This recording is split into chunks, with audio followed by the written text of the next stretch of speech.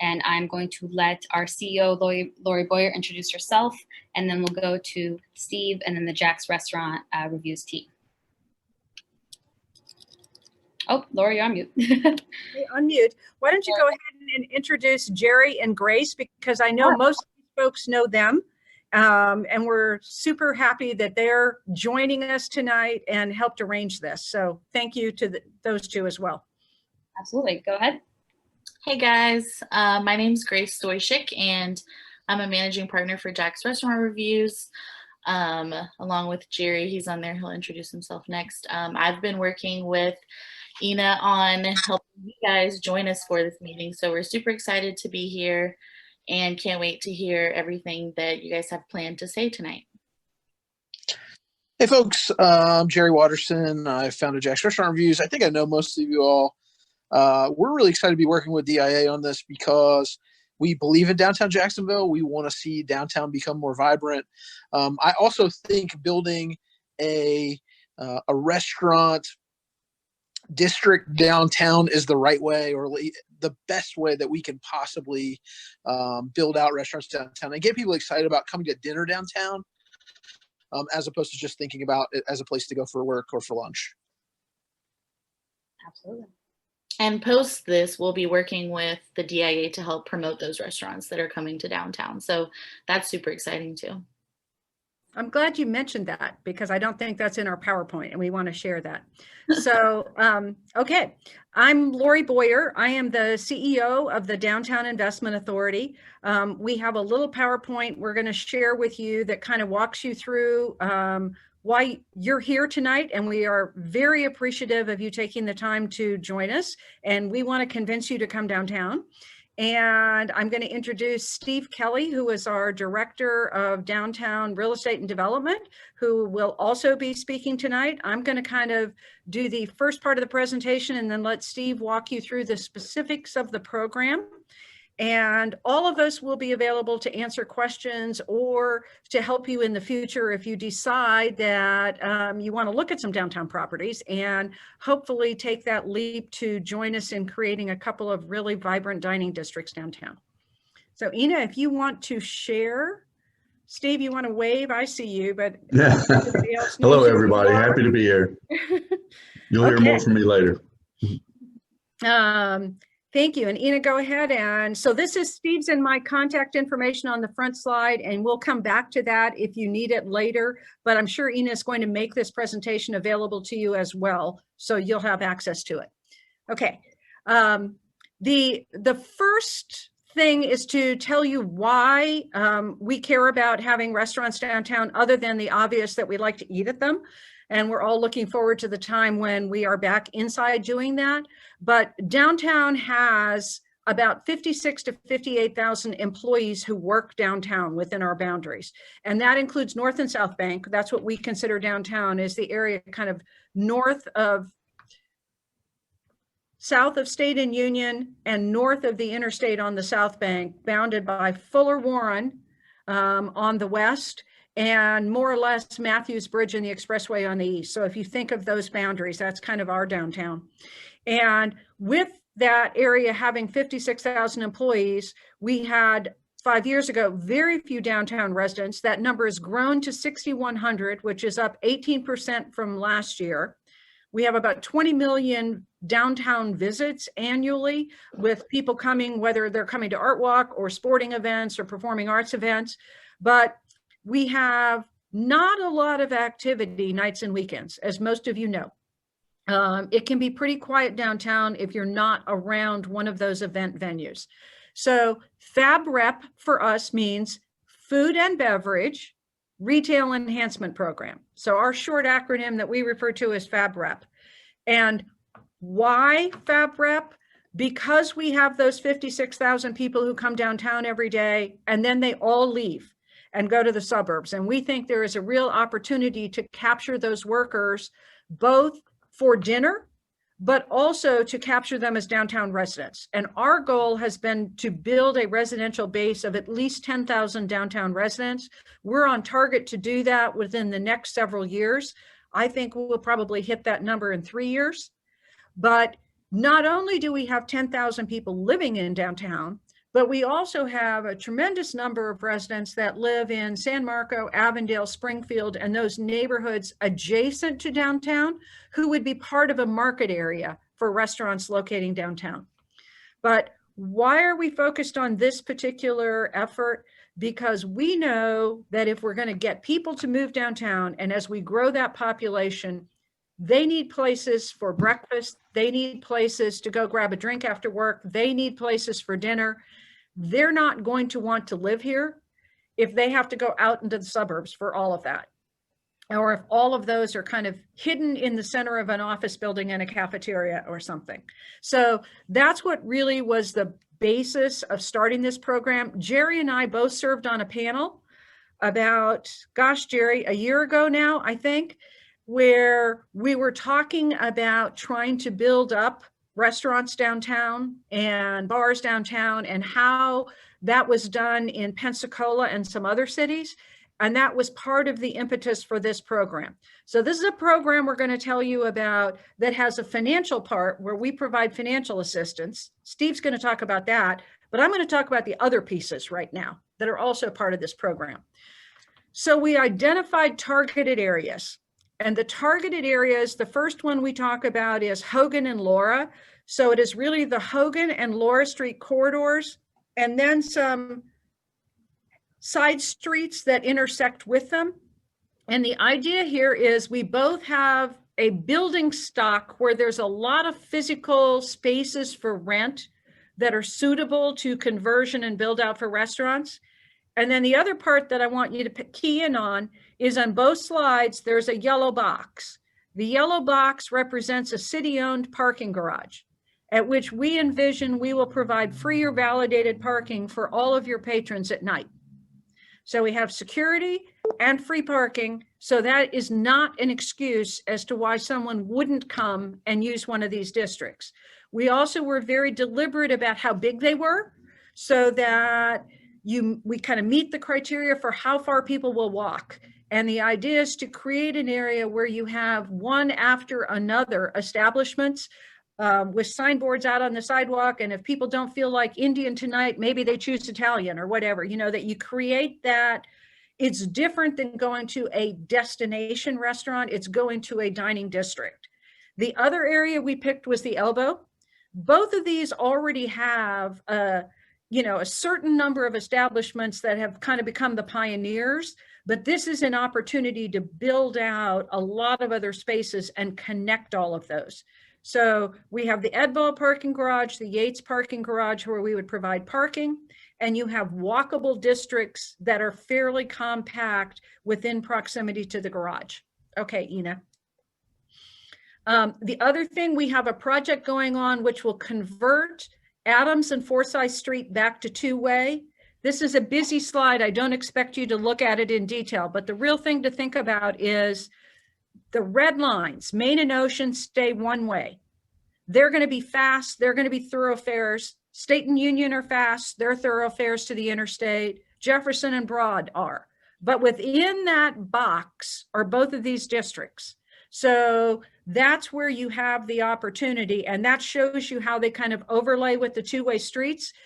Two-way streets are much more pedestrian friendly. They will have expanded sidewalks, enhanced landscaping, and they also are shown in those cities where the conversions have happened to be real assets to the retail environment. So we think that that also will play nicely into these districts. In addition, so DIA is funding that effort. Those are going to be under construction within a year. We hope they're under design now. The next slide, Ina, shows, I think, the Hogan Street cycle track. So as part of the Emerald Trail, there is a cycle track and expanded. So there's a two-way cycle track. You can see the picture at the bottom, and an expanded sidewalk that will go all the way from FSCJ and eventually connect up to UF Health down to the river and connect to the Riverwalk. That also is in design right now, and we expect to be in construction next year. So that is part of, you'll notice Laura Street got the lights, and we'll show you a slide of that. Hogan Street is getting the cycle track. So that's another reason those were picked from a location standpoint. Okay, go ahead to the fun pictures.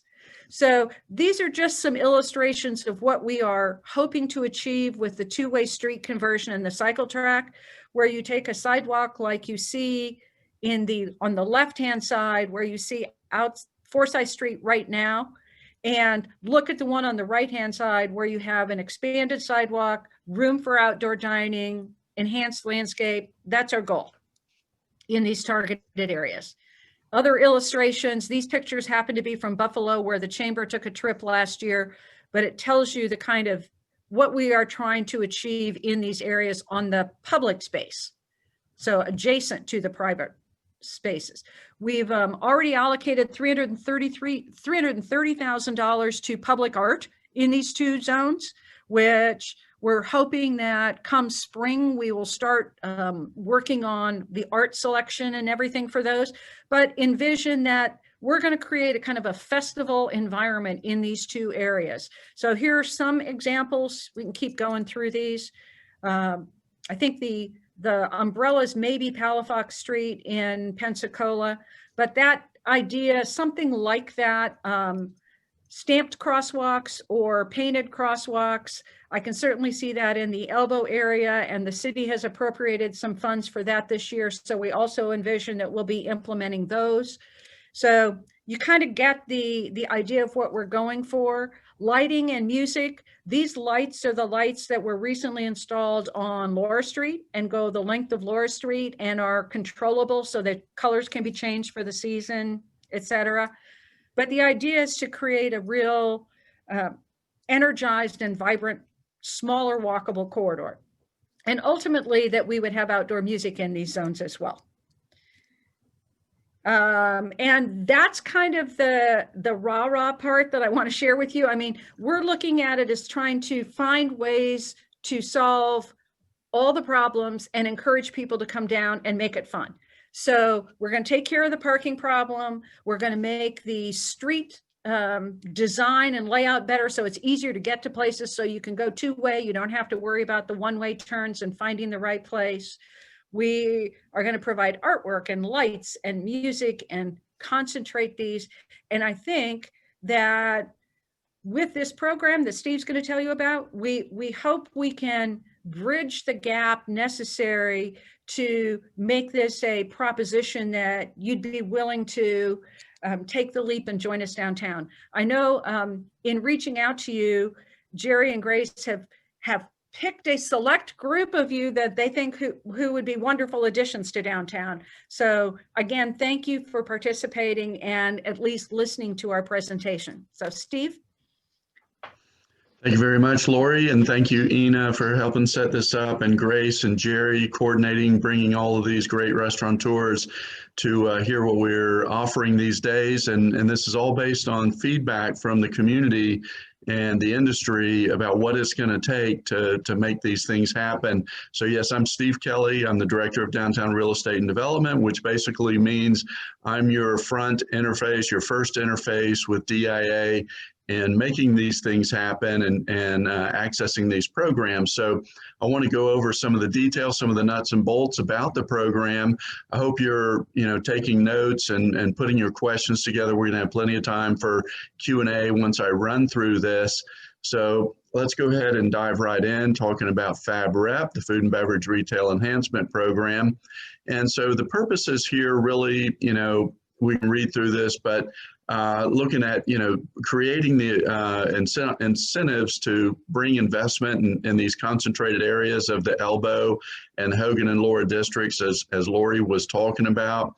But principally what we're trying to do, and everybody's been to places like this in other cities, and we're trying to create these districts downtown where, as a visitor or an employee downtown, when you come out on the street, that you have a lively, activated street. So this is all about first ground floor level, primarily visibility, activity, all of those things that really create the interest and create the buzz when people go back and tell people where they've been and you've got to go to this place. There's so much to do, so much going on. That's the vision that we have.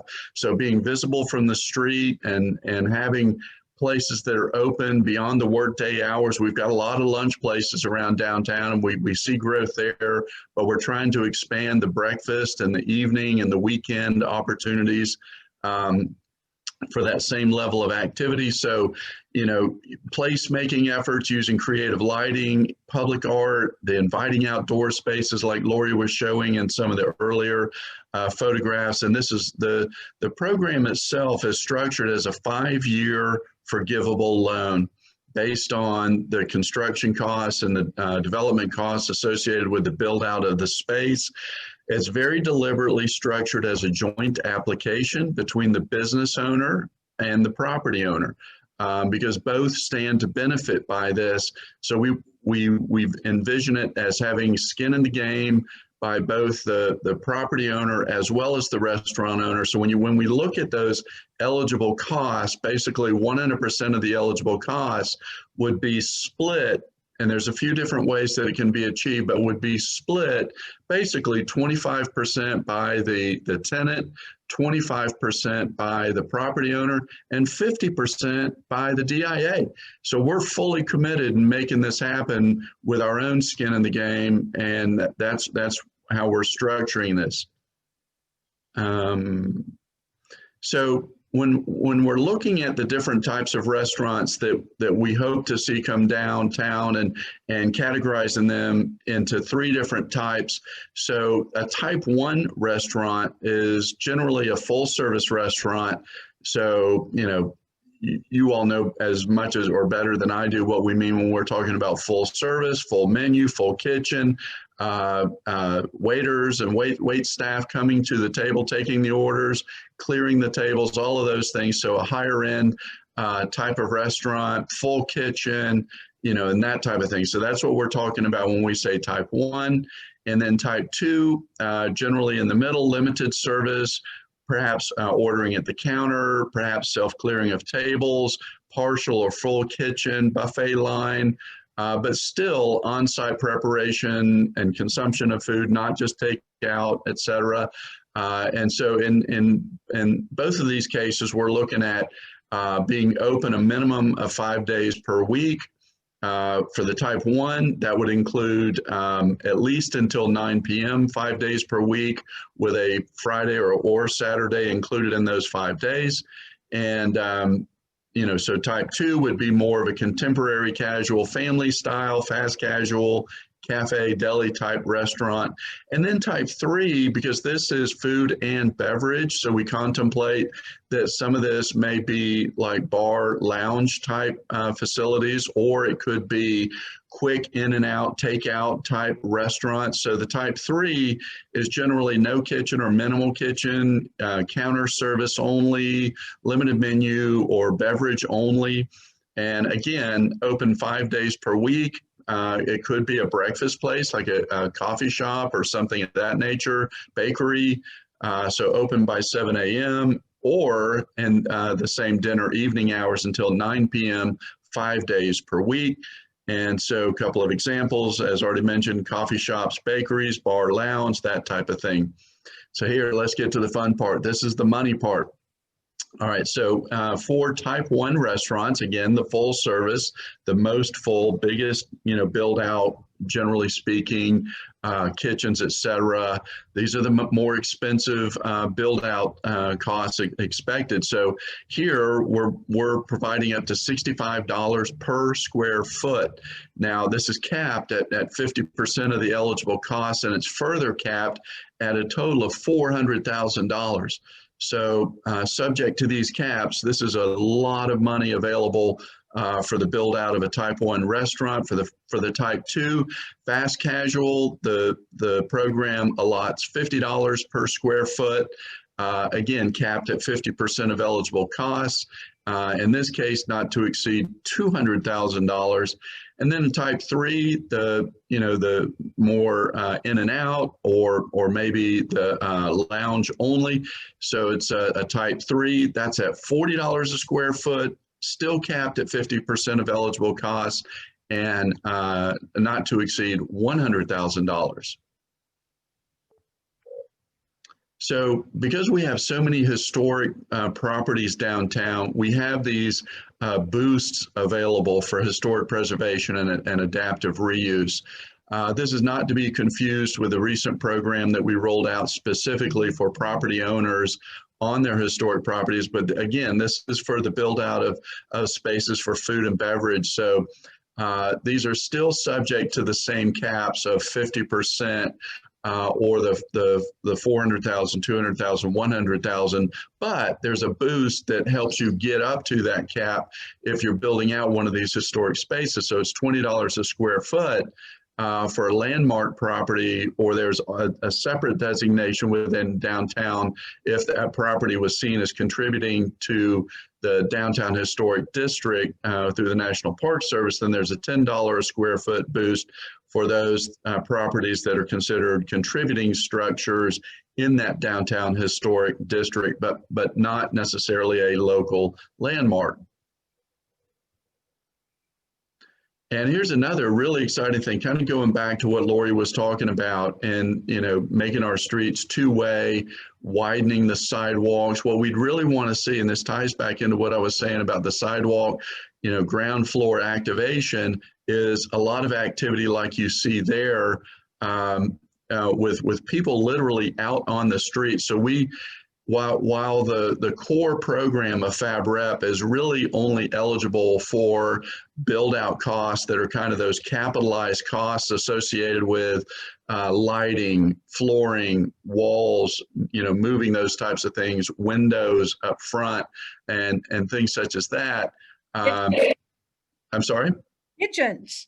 Yeah, and kitchens, yeah, grease traps, sprinklers, ADA compliance, all of those things are the types of things that the core program is really eligible for. We take it a step further with the sidewalk enhancement grant.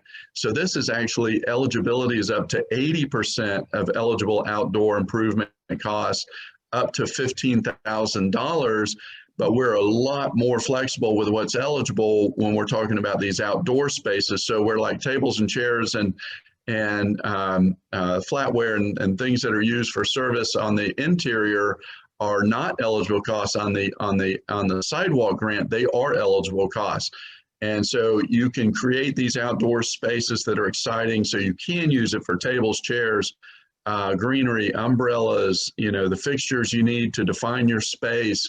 And even for recipients that don't qualify, or applicants that don't qualify for the FAB Rep, for whatever reason, then we have a separate standalone sidewalk enhancement grant, same eligibility criteria, but only up to $5,000, which still goes a long way in bringing tables and chairs and creating this vibrancy on the outdoor spaces.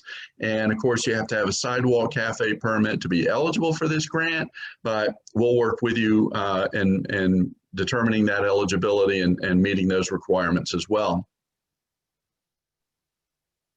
We've had a couple of successful applicants already, so we're super excited by this, to see Bread and Board coming downtown in the ViStar building. This is a really cool operation, great build out, great design. They've got 5,000 square feet for restaurant. Again, it's a type 1 restaurant because they've got all the equipment. They're going to have table service in the evenings. They've committed to even beyond the opening hours that are required by the program. And they also have a 2,000 square foot provisions marketplace. This is exactly the kind of thing that's going to create that ground floor vibrancy that we're looking for. And the other one is actually the Ruby Beach Brewing Company that's coming into downtown.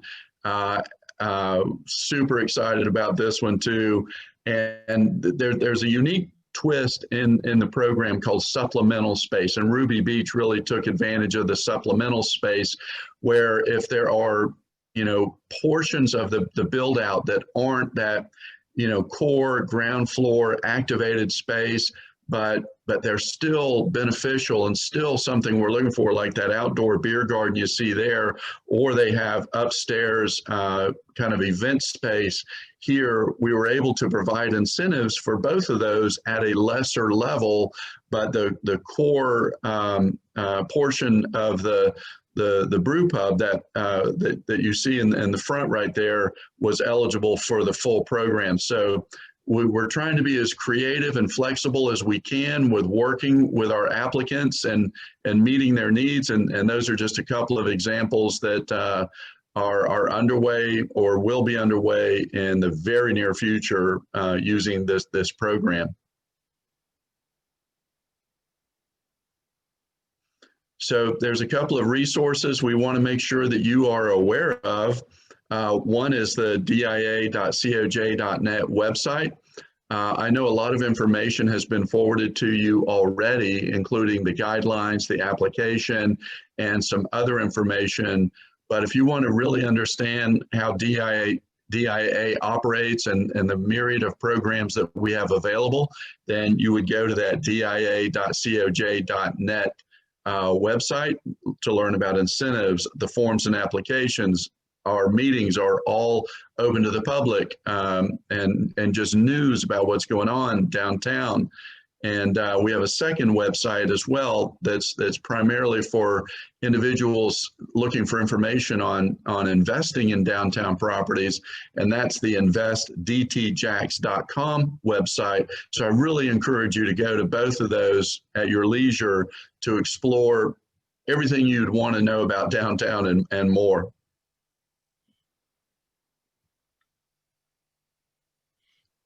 So with that, we're going to thank you for your attendance. We're going to ask now, we're going to open it up to Q&A. And I don't know, Grace or Jerry, or Ina, if you see anybody with their hands up, or Grace or Jerry, if you have any initial comments you'd like to provide as we enter into this portion. Ina, why don't you take it from here? Sure. So I'll give a little instruction again on Zoom. For those of you that are on your laptops or your desktop, there is a navigational bar at the bottom. If you click on Manage Participants and you find your name, there is a More button, which allows for a drop down, and you can raise your hand that way. And if you are calling in from your iPhone or cell phone, you can *9 to raise your hand. And I actually do see one hand raised right now. And I'm going to lower your hand. I know I'm going to butcher this name. Rebecca Dernman. Udrika. There you go. So the plan sounds great, and I understand what you all were saying about the parking and having security and things like that. But I've been downtown a few times recently here, and it seems like the homeless population has increased quite a bit. Well, I don't know if that's kind of one of the things that stops me from going downtown. I've lived in larger cities, and I'm sure they've had homeless too, but Jacksonville downtown just seems to be almost taken over with it. So what's the plan to help those people so that the streets are a little bit more clear? So this is Lori. I'll go ahead and take that question. I don't have a complete answer for you. So we at DIA are kind of part of an effort, but I would say that there are two primary groups that are working on that effort. One is the mayor has a task force on homelessness that Don Lockhart is leading, and they have a whole variety of initiatives that they are engaged in, some of which are like creating the day center, which they did recently. Another thing is that you may not be aware, but the Sulzbacher Women and Children's Facility moved out of downtown, and there is discussion about moving the men's facility. I've heard of a location where they're looking at. I don't know how far that is in progress, but there are things like that that are kind of major structural things that are in progress. Downtown Vision is also very engaged, and Downtown Vision has staff members who are conducting outreach and actually talking to homeless people on the street, providing them information about where services are available, et cetera. I think you are noticing, I mean, based on the counts that we're getting, there are not more homeless people downtown than there were last year. But what you're seeing is there are far fewer people on the street in general than there were last year as a result of COVID. So what we're seeing is we still have a lot of workers who are working from home. We still have other situations that are causing there to be fewer people walking on the streets. So the homeless people who are still there are much more obvious. And I think one of the reasons that we're focused on these targeted areas is that one of the things that makes downtown feel unsafe, or that you are uncomfortable when you are walking past someone who perhaps is mentally ill or has a grocery cart next to them, is because you feel like you're the only person on that block, or there are 3 dark vacant storefronts that you're walking by, and it makes you feel unsafe. So the goal is that within these areas, the entire street would be activated in the evening, and you wouldn't have that experience. I mean, that's what we're trying to get to. We will not have every homeless person find permanent housing or be in a shelter. I mean, that won't happen because we're an urban center.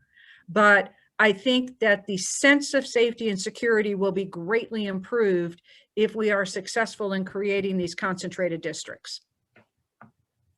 But we can get you more information. And if you send like contact information or an email to Ina, we can send you links to specifically a bunch of things that the task force is doing. Thank you. All right. We have another hand raised, and that is Raul Arias. I'll lower your hand. Okay. Going back to that same question, regarding loitering, what will we do about loitering? Because even though we have lights and we have more secure, expanded sidewalk, there's still going to be a lot of loitering. Are you guys going to enforce security during that part of the lower street, or what's going to happen with loitering? And I have another question after you answer this one. Well, so Downtown Vision, I don't know if you've spent a lot of time downtown, but Downtown Vision does have ambassadors that wear orange vests and are kind of like frequently present on the street. So that helps with that kind of loitering. Now, I don't know if you're talking about loitering in your restaurant or if you're talking about outside, like in a public space, but we definitely have the ability to enforce, and JSO has committed to do that if somebody is doing something that is a trespass, or if it is in any way a violation of a municipal code. That doesn't mean that someone who buys a coffee and sits there for 2 hours necessarily qualifies as that. And I mean, I'm sure you all are used to that and trying to deal with that anyway in terms of the turnover at tables or the turnover in restaurants. So I don't know if I have the right answer to that, but if you identify these problems, we're going to help try to figure out what we can do to solve them for you. And that's part of the reason for this call. We tried to address the things that we knew people had raised, but we're going to try to figure out ways to address the other things that you perceive are obstacles. And thank you for that. So with loitering, I have a couple of restaurants, different parts of towns, and every so often I get homeless walking in. I've had one instance where they dropped their bag in the middle of the restaurant, dumped everything in their bag to get a couple coins to buy a soda. Being in downtown, I think that's going to happen more than in Beach Boulevard and Hodges, more than Southside and Gay Parkway. So that's why I was asking about the loitering. They might just take a table, and to kick them out, even if they bought a coffee, you can't kick them out. And I feel that they will take advantage of just being there, using the restrooms. So I wanted to know, if you guys are going to have a task force, especially in the evenings, more than anything else, just to make our customers feel safer walking to a restaurant. Next question was going to be, what are you guys proposing in regards to shopping and entertainment, movie theaters, a pavilion for outdoor concerts, anything nearby where you're talking about having the elbow and all these parts? So I didn't go into all of that because this was very restaurant focused, but there is a major investment in both the Friendship Fountain and park surrounding it, and in the Performing Arts Center and the Riverfront Park in front of it, as well as the Landing, which is another story coming. That's not, those are, one part of it is kind of a synchronized light sound show every night. So as opposed to having fireworks on a nightly basis, what you'd have is this programmed light show. You can see the lights on the Acosta Bridge have already been added. It's one element of it. but there will also be lights associated with the riverfront side of the Performing Arts Center, and then the fountain will have a dancing light and sound and projection show. So that will kind of be a nightly event thing. In addition to that, obviously we have Mocha downtown. Mosh is talking about relocating to the North Bank. We already have the Performing Arts Center in these areas, and we already have the Florida Theater. But in terms of us adding other entertainment venues in those areas, I completely agree. I would love to have a movie theater. St. Petersburg found a movie theater was really helpful to their downtown. And I have a couple locations where I think that would be great. It's something that if any of you know, I mean, right now is a bad time because we've got all these movie theaters closing down. But if we've got operators who are willing to invest in that at this point, we would definitely be supportive. It would fit our retail enhancement program, not this one, but a different one we have. And Raul, I might add to that that we have a separate incentive that the FAB rep is a component underneath, which is the retail enhancement grant program. So we do have incentive dollars for traditional retail within these same streets as well. So we, one thing leads to another, and we're trying to create that synergy where everything builds upon the other things. And, I'm a big concert goer. I love to go to the Times Union Performing Arts Center, go to Florida Theater. And, we all love to go to places before and after those types of events. So a lot of that's plugged in already, and we're trying to meet the demand that's created by those events. They're both back in action. The Florida Theater is going to have its first concerts in December. I've already been to the Symphony, and it was super fun, and, looking for somewhere to go in advance. And I know the places, but we just want to see more and more of that. And so we're plugged into exactly what you're talking about. Okay, thank you. And for type 1, just to confirm, does it have to be from 7 in the morning to 9 or? No, sir. Okay. No, it's either or. Well, actually, the type 1 is expected to be a full service restaurant, so it's only until 9 p.m. 5 days a week. So the opening time is flexible.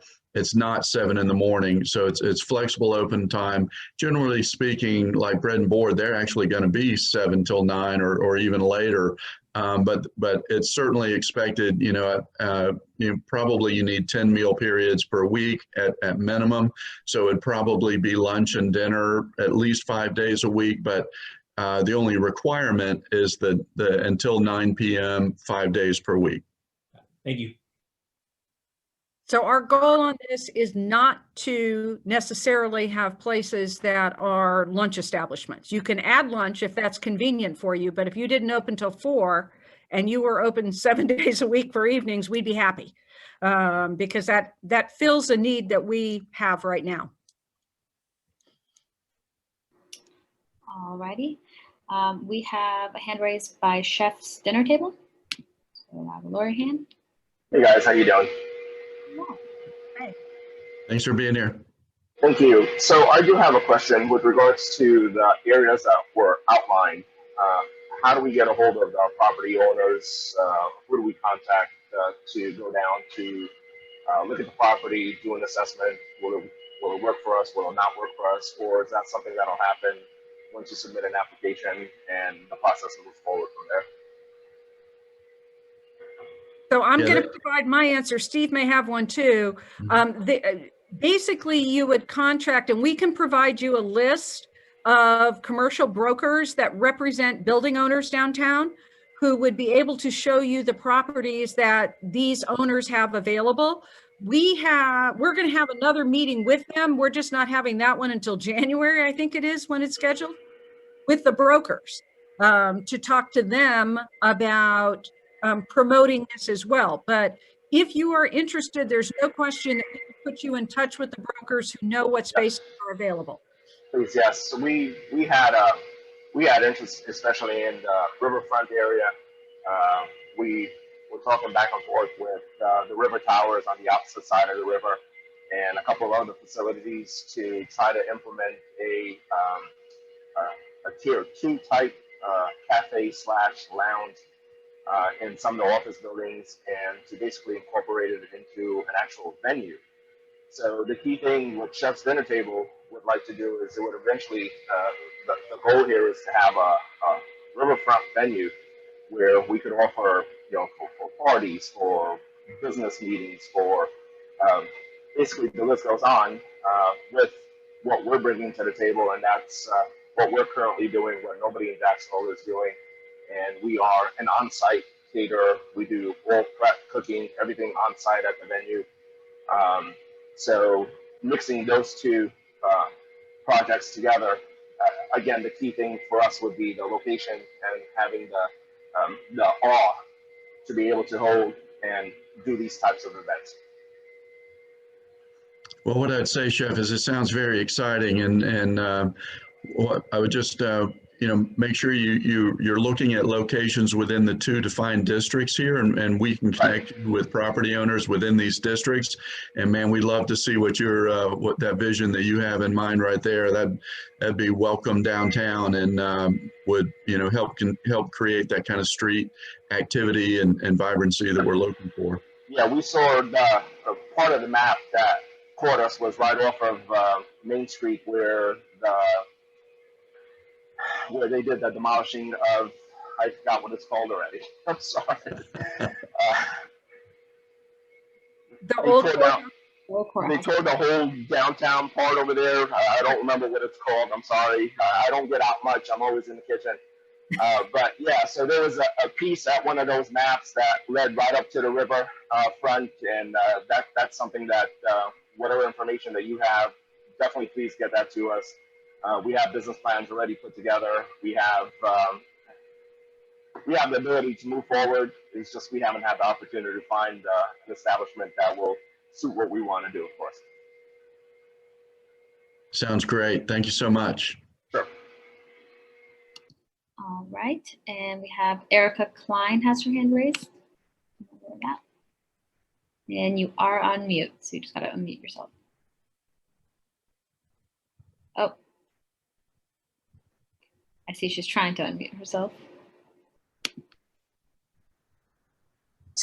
There we go. All right, great. Hi, everyone. Hello, Erica. I just have a question. I'm a pastry chef and chocolatier, but we're thinking of, is there a limitation on how many bakeries you're gonna have, how many coffee shops you're gonna have downtown? Just so that, there's not like so much competition going up against each other. I was just wondering, is there like a certain number that you're expecting for downtown? That's a real great question, and it's one that we've talked about a lot, because really, and when we've thought about different ways to achieve this goal or this vision of having a real diversity of restaurants and offerings in our downtown area, it wouldn't serve us well to have 15 pizza places right in a row. Right. So we definitely want to have a diversity. We don't have prescribed parameters within the program that say, okay, once we get to 3, we're done. But we do have a subjective limitation to where, as applicants come in and we look at those, that we'll say, gee, is this, adding to the diversity of our restaurant and FAB mix, or is it, just duplicative with all the things we already have?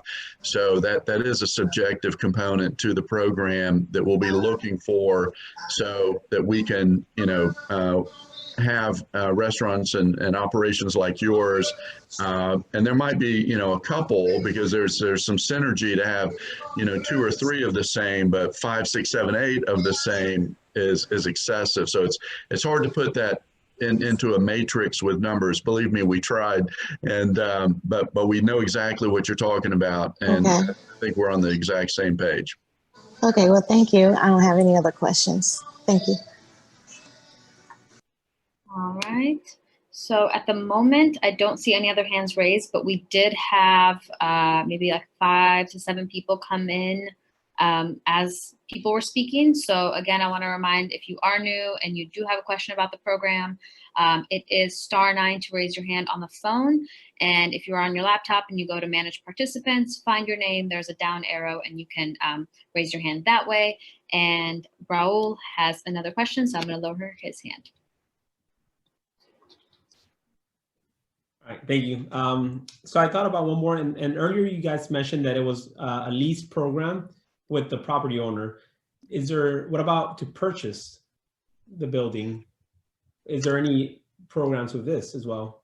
Sure. So we have situations where there are property owners that also operate from within their own properties, and that type of a situation is eligible as well. And so if a property owner is operating the restaurant themselves, then yeah. So what I spoke about before in terms of the skin in the game component, as it relates to the property owner as well as the business operator, then that would just be the 50% side, and our 50% side would still remain the same, all subject to the same limitations. Okay, thank you. And by the way, if anybody on this line is interested in being a property owner, I'll put in a quick plug, especially in our historic buildings. We have a whole nother program. I'm not going to go into the details of it, but if anybody's interested in owning and operating from a historic property, talk to me about that, and I'll share some other exciting news with you.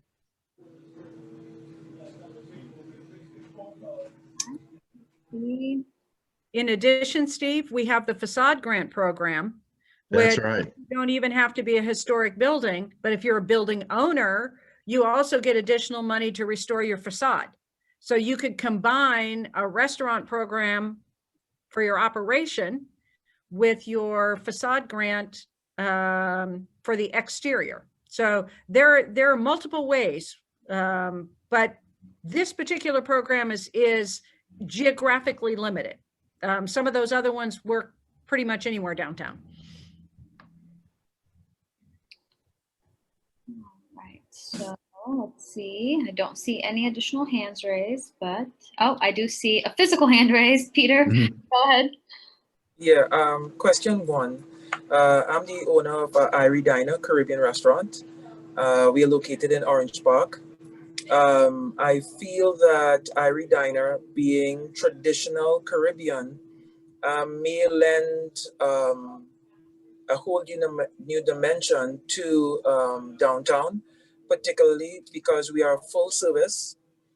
We are authentic. I'm from Trinidad and Tobago. The executive chef, he's from Jamaica. So we are not second generations. We are first generation Caribbean people. And we feel that this could be a really nice mix. One person said to us, "Why don't we go to the beaches?" And we said to them, "You don't take the Caribbean to the beaches. You don't do that." So for those people who are downtown and who want to enjoy all the niceties in terms of nightlife that some of the other restaurants are providing and some of the other facilitators, Irie Diner may be a nice mix. Like I said, it's we are not a nightclub. We just give a full Caribbean flavor. That's as much as I can say. So my question is, could a personal consult be set up so that we can actually talk one-on-one with you guys to share with you guys what our vision is? Because like I said, we are in Orange Park now. So getting to downtown is way on the next side. But being in Orange Park, catering to Clay County and Fleming Island and so forth, you'll understand the level to which we are taking Caribbean dining and as a genre of food that is really underserved. So if I can get one of your numbers so that I can call you all and we can see where we go from there, that'd really be nice. Sure, I'm happy to help you with that, Peter. I know there was danger in setting this meeting at this time. You're making me hungry now. So, but this is exactly what we're looking for. And my email address is skelly, SKELLEY @coj.net. And my direct line is 904-576-0301. And I really look forward to hearing from you. And just for the benefit of everyone on the call, I will after this, because once you register for the event, I get your email and notifications. So I will send out a follow-up email after the call with the contact information both for Lori and Steve, the link to our website that has all of the information with the applications and the program guidelines, as well as the PowerPoint as well. So we'll have all that accessible for you. I look forward to hearing from you, Peter. Yeah, same here. I'll give you some samples. Oh man, you're killing me.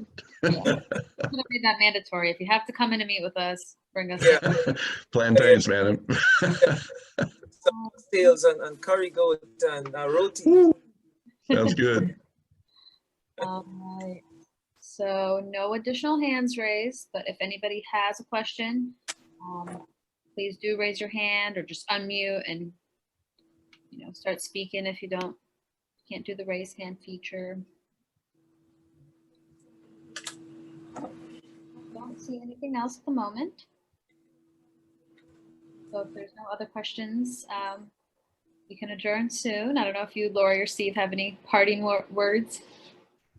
I just want to thank everyone for taking the time out to participate and to at least have enough interest in the idea to join us this evening. Please let us know if there are additional concerns you have. We will try to connect you with brokers that can show you space. We know, and the reason we are doing these incentives is we know that a lot of these places are older spaces that have been vacant for a number of years and they're not set up to be a modern restaurant. So we get it that there's going to be a cost there, and that's what we're trying to help bridge that gap.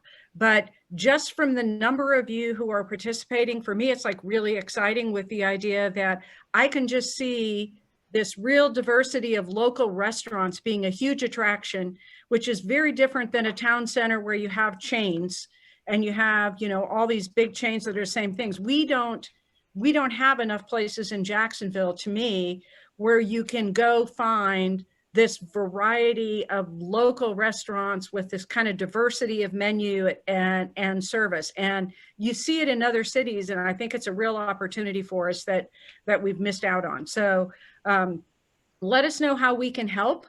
As I said, we're planning to do the sidewalks and the art and the lights and the this and that and provide the parking, and we'll be working on that loitering and homeless part and see how we can provide more assistance there. We've got these other kind of nighttime event things that we plan on, and we're moving residents downtown. So if there are other pieces of this puzzle that you can think of that you think are essential, let us know what they are, because ultimately you're going to help us solve this. And we think that we're getting close enough. We also think the timing is right. So both from a COVID perspective and from our residential population perspective, what I really see is that by the time you could get a lease arrangement negotiated and design your space and get it built out, we're looking at this pent-up demand that I think you are really going to see a year from now, and it would be a year before all of those were ready. And about that same time, you're going to start seeing some of these improvements be completed and some of these activities come online. We're hoping that light sound show is going to be completed by the fall, winter of 21.